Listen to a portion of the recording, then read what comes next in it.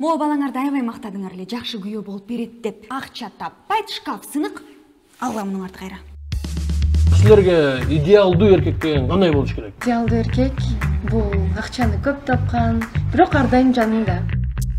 Ошондо идеалдуу эркек жок турбайбы? Баарыңарды официально чакырып атам. Биздин экөөбүзгө күбө болуп кеткилем. Жигиттер аяшкар менен барабызбы? Өзүбүз деле барабыз. Машинаңдын ачкычын берип турасың. Срочно балдар менен башка чыгыш керек болуп калды. Ошончолукка бардым мен. Ойума ошол эле нерсе келди. Жибербей да койдум. Мен ушу бир нерсени түшүнбөйм да. Эмне үчүн талаштык кыздардын калыңы кымбат болуш керек?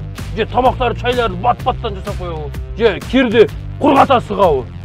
Аял канткенде бактылуу боло алат. Машина иштейби сен?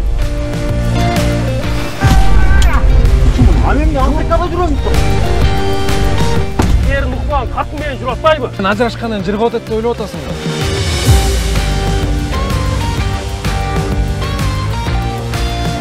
Кимсиң? Сен кимсиң? Эзич. Аял затын эркектерден көп деле нерсе кереги жок экен.